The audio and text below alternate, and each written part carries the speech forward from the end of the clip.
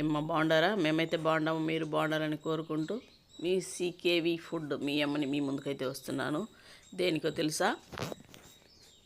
ఎంతో రుచికరమైన టేస్టీ అయిన దోశ ఎలా చేసుకోవాలో మీకు చూపించాలని మీ ముందుకైతే వచ్చినాను. ఎలా చేసుకోవాలో ఆ చేసుకునే విధానం అయితే నేను చూపిస్తాను. అంతకుముందే చెప్తాను, ఆగండి. కాకపోతే తిని చూసి టేస్ట్ ఎలా ఉందని చూసి నేను ఏ వీడియో అయినా పెడతా ఉంటాను. అలా ఇది కూడా, ఈ దోశ కూడా నేను తిని చూసి చికెన్ అయితే చేసుకున్నాను, చట్నీ చేసుకున్నాను. చాలా బాగుంది. మా కూతురు వాళ్ళు కూడా వచ్చినారు.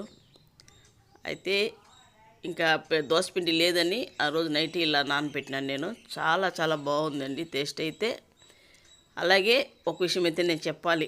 పప్పులు నానబెట్టేటప్పుడు నేను అందులో ఏదేది వేసినానని తీసిన వీడియో అయితే పోయిందండి, సారీ. అదైతే నేను చెప్తాను, కావాల్సింది ఏది వేసినాననేది. ప్లీజ్ ఎలా చేసుకోవాలో చూసేద్దాం. చూసినారా?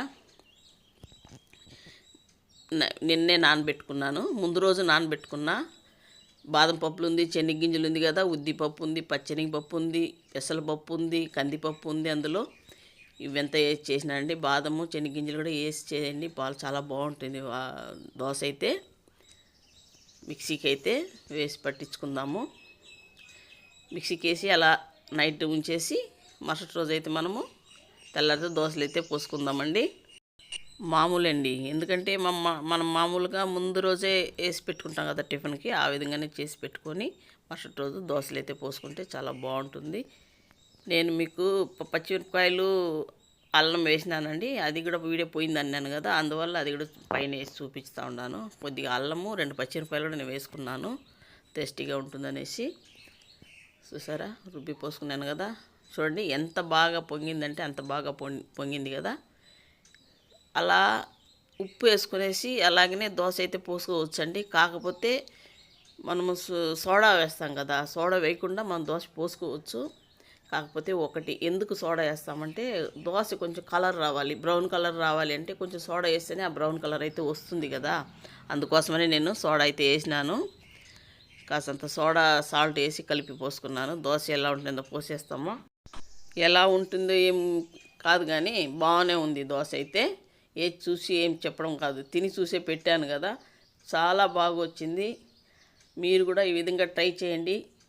అసలు కొంతమంది సోడా పట్టదు, కొంతమందికి గ్యాస్ అనేసి, పట్టణంలో సోడా లేకుండా కూడా వేసుకోవచ్చు. నేను ఆ కలర్ కోసమనే సోడా అయితే వేసినాను, కానీ అంత బాగా వచ్చింది దోశ అయితే అండి. ప్లీజ్ మీరు కూడా ఈ విధంగా ట్రై చేయండి. ట్రై చేసి అలాగే నా ఛానల్ని ఇంతవరకు సబ్స్క్రైబ్ చేసుకున్న అన్నల చెల్లెలకి బిడ్డ లాంటి వాళ్ళకి అందరికీ నేను థ్యాంక్స్ చెప్పుకుంటున్నాను. ఇక మీద నా ఛానల్ ఆదరించాలని కోరుకుంటూ, అలాగే సబ్స్క్రైబ్స్ ఎంతమంది ఉండాలని కూడా మీకు తెలుసండి. అంతమంది ఉండితే కూడా ఇప్పుడు ఆ పెట్టిన దానికి నాకు ఏమీ లేదు కదండి, మీకే తెలియంది ఏం లేదు. తప్పకుండా నా ఛానల్ని సబ్స్క్రైబ్ చేస్తానని నమ్ముతూ, తెలిసినంతలో నేను వీడియోలు చేసి మీకు పెడతా ఉన్నాను. అలాగే నా ఛానల్ని లైక్ చేయడం, షేర్ చేయడం, సబ్స్క్రైబ్ చేయడం మాత్రం మర్చిపోకండి.